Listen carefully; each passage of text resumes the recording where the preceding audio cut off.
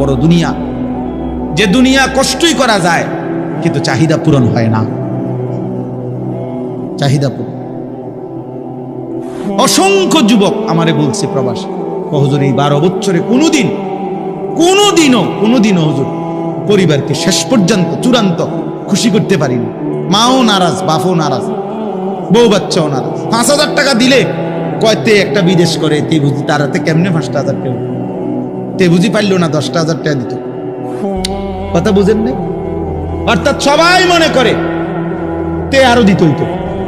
মাও নারাজ, বাপও নারাজ, ফুতো নারাজ, জিও নারাজ, বউও নারাজ। এই হলো প্রবাসীর জীবন। প্রবাসী এই এক প্রবাসী আমারে বলতেছে এইবার, এই তো আমার জড়ায়, হুজুর আমরা কিচ্ছু নাই, আমার লাগে একটু দোয়া করি। আমগো কিচ্ছু নাই হুজুর। আমি কই না ভাই আছে, আল্লাহ যারা আছে সবাই। হে না, এ কান দেয়ার কয় হুজুর না আমার কিচ্ছু নাই। আমি সারাটা জীবন দিয়ে যাইতেছি, কেউ খুশি হয় না। আরো দিলে ভালো হইতো, আরো দিলে ভালো হইতো। এই জন্য দোস্ত স্বার্থপর এই জন্য। আমার একটা বয়ান আছে না এরকম, যে দুনিয়া বড় স্বার্থপর এই দুনিয়া। এই জন্য ভাইয়া শুধু দুনিয়া নিয়ে পড়ে থাকো না, আখিরাতের ভাবনা ভাবো, আখিরাতের ভাবনা ভাবো, নিজের ভালো, নিজের কল্যাণ দেখো। আমি অনুরোধ করলাম, আল্লাহ তাআলা এখানে বলছে, বান্দা আমাকে মনে রাখো। এমন কোন ভোর আসবে যে ভোরে হয়তো দেখবো যে আমাদের আর নিরাপত্তা নেই। এমন কোন সন্ধ্যা হবে হয়তো যে সন্ধ্যায় আমরা দেখব আমাদের জান মালের আর নিরাপত্তা নাই। হতেই পারে, হতেই পারে।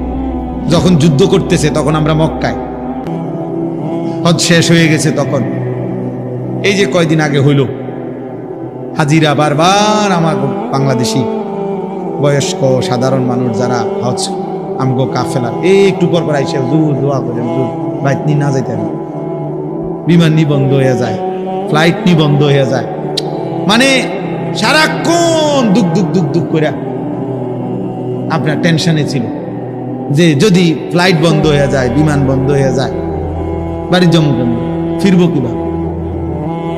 তাইলে বলে 1 মিনিটেই ইচ্ছা করলে পৃথিবীর হিসাব কিতাব পরিকল্পনা কি হয়ে যেতে পারে, বদলে দেবে। কোরআনুল কারীমের মধ্যে আছে, আল্লাহ তাআলা বলেন, ওয়ালামু আন্নাল্লাহা ইয়াহুলু বাইনাল মারই ওয়া কলবিহি।